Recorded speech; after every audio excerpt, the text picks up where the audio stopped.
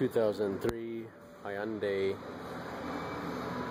dual overhead cam clutch job. Gotta take the air cleaner assembly out of the way here. 10 millimeter bolts. That's a pull style. It's a pull style clutch apparently. Elantra 2.0 liter, and I want to take the two 12 millimeter bolts out of here. We'll take that bolt off here. There's a pin in here. Take that out as well. Ugh. It'll come out of there. And we'll pull this assembly off that shaft. We'll be disconnecting this electrical connector here, draining the fluid out of it a little bit. I think I used a 15/16 wrench for that. But we need to get this taken care of to get the clutch assembly off. Do not try and take the clutch transmission, manual transmission assembly off without undoing that there. 14 millimeter ratchet wrench on there, taking it loose. Like that. You can see there's a stop back there, so it'll stop the lever.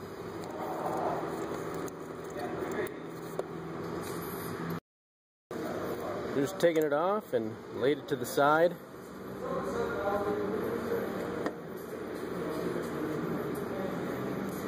It's got a notch in there. You can see the notch. There's also a notch on there. So it looks like it goes on one way. I think next we'll disconnect the cables. Right here there's a clip, exactly like that one there. We'll take this clip out, that clip there.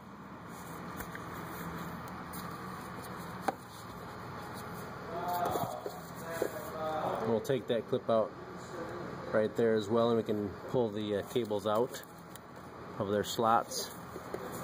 And I'll have to do the same for the other cable too. You can barely see it back there, but there's another one back there.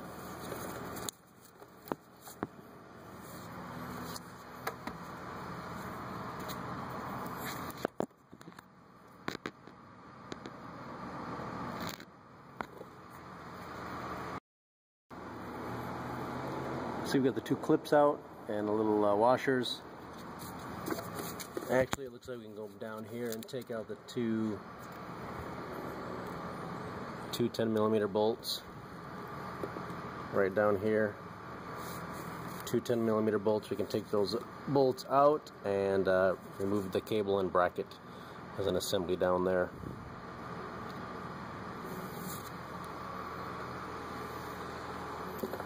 Two 12 millimeter bolts, I believe I said.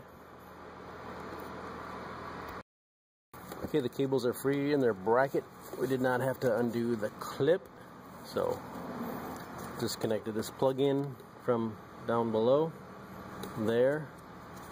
Just have to push on this little tab right here, and it releases it. We got that off. I'll go ahead and take this connector off here as well. Connector's off. This is loose.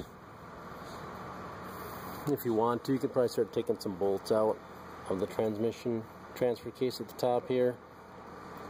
You can probably start taking some bolts out if you want out of the transmission at the top where it bolts to the engine if you can reach them.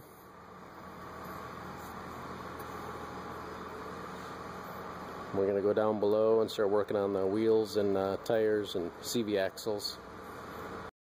Alright, so we used our 21 millimeter socket to take off the lug nuts for the tire. Just break them loose when it's on the ground, then you can jack it up and take them the rest of the way off. Like so. Then you'll have a nut and washer here with a cotter key. Just straighten the cotter key out with a pair of pliers and then pull it through the hole. And I have my 1 1/4 socket here. Broke the nut loose and took the washer off. There. Do that to both sides. Probably maybe want to take this cover off too. Got a 10 millimeter bolt up here, 10 millimeter bolt up here. Get some access in there, and we'll get that bolt back there probably so we can drop that lower ball joint out. There's 15/16 to drain fluid right there.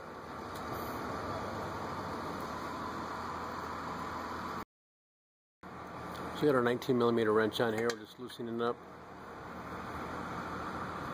the nut in there.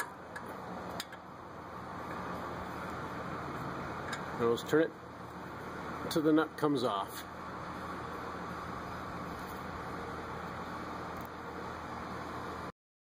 So this is my pry bar right there. 6-foot pry bar. Got this loose. Did take a few whacks on this first. Sometimes helps to loosen it up. And then put a pry bar in here. Back to the frame and pry down on it. Pull it out. And pull this CV axle out of here. Like so. Usually just pulling this back. And then you grab your pry bar. Come underneath here. Pry bar in here and get it between the transmission and the axle and give it a good pop, and it'll pop out. And we just pull it out.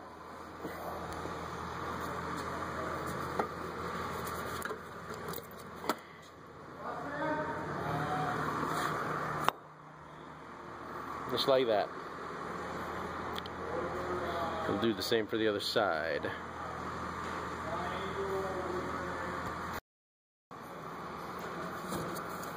So you can see the CV axle does move in and out. If it doesn't, spray some lubricant in there. Screw the nut on here before you pound on anything with threads. Pretty much, whether it's this or a stud for some reason, just put the nut on before you pound on it. Protect the threads. And even then, you know, don't go too hog wild or you'll mash the whatever you're using the nut will crush in and give you problems too, so just be aware of that. We'll take the 19mm nut off this side on the lower ball joint as well. So here we are with getting the axle out. Let's get this in here. Just like that. And you can pull it out the rest of the way. So you can give me a lot of dislikes and a lot of thumbs down. Kind of skipped ahead to the removal of transmission. Engine transmission mount assemblies in the back. 14mm and 17mm I believe in the back. Same with the front. Here, a variety of 14mm bolts holding the transmission on.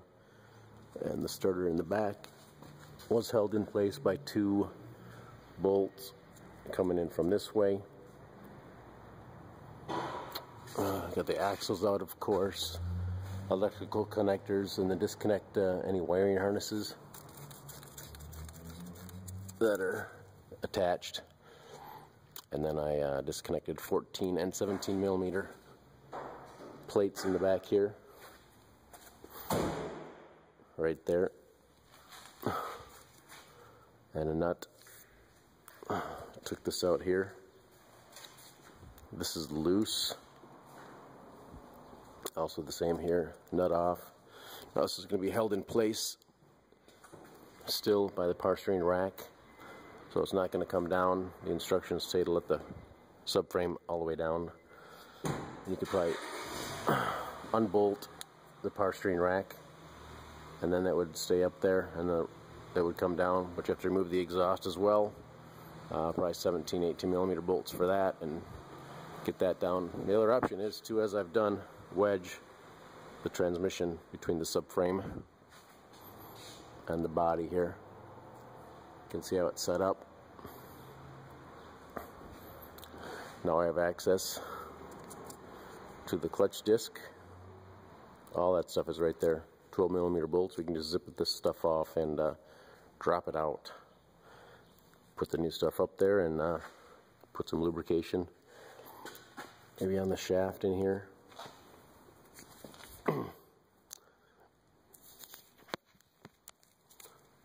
a little lubricant on there maybe, and on these fork ends, and we can put it all back together. It'll save you a little time, I think. So I know I'm going to get some hate for this, but time was of the essence and didn't necessarily have all the time to videotape everything. Apologize for that, but you can see you got the engine supported with a jack. So you do need to take the flywheel out to get it machined or replace it. I got a 12.17 millimeter socket on there and I'm taking it out. You do need to hold the flywheel so you can get those bolts breaking loose. So I do have the advantage of a gun. So there's a chance you could hold the engine from turning right there. It's probably a 19 millimeters, my guess, maybe a 21. But secure the flywheel, maybe even a pry bar or screwdriver right here in the teeth, and hold it that way. And get the flywheel off, get it machined and or replaced before you put the new clutch in.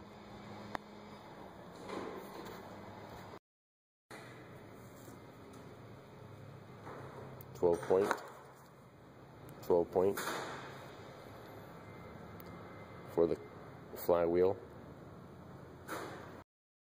So here's the old pressure plate and clutch disc.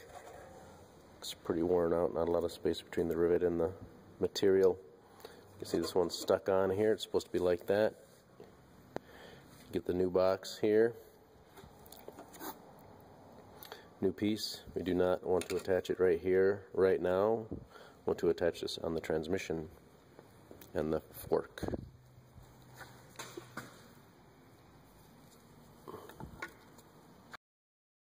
So got this on here. I'll put it on the shaft. Bring these down so they catch. There we go. Bang. That's how we want to install it. Then we want to, of course, put everything together on here, flywheel and pressure plate, all the good stuff on here. Bolt it down. It comes with an alignment pin. So put that black pin in there and we'll attach our clutch disc and pressure plate, all that. Make sure everything's lined up. Take the black piece out and then we can remount our transmission to the engine.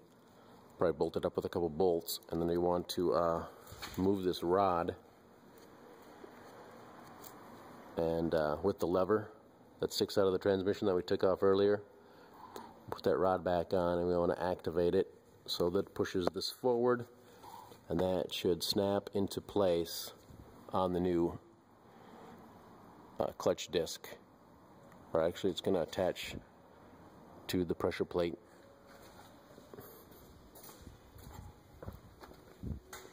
So once we push that lever, it's going to engage onto there and snap into place. You can see there's a snap ring on here, so it should click into place. You should hear a click. It says if you don't hear a click, you probably should redo something. Maybe try it a couple times before you take it apart and check out what happened. Also in the driver's side wheel well is a hole. There's a couple black covers. Just pop those covers off, and there's a couple 14 millimeter bolts in there for the transmission engine, for the transmission mount at the end here. So right there.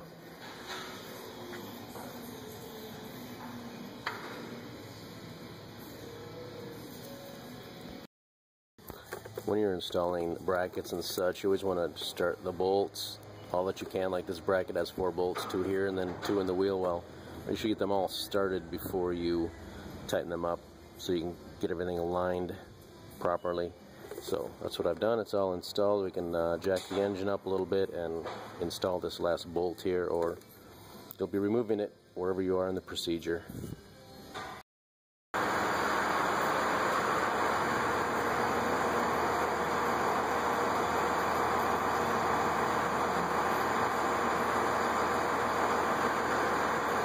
So we have a 14 millimeter bolt down there attached to the transmission going from left to right.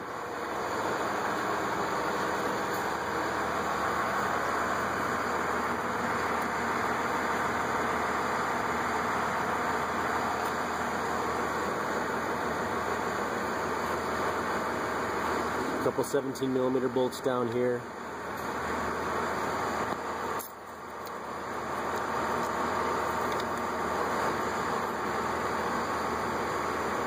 Woodham does have a ground wire to it, and then also the 2 starter bolts are down there as well. 14mm for those.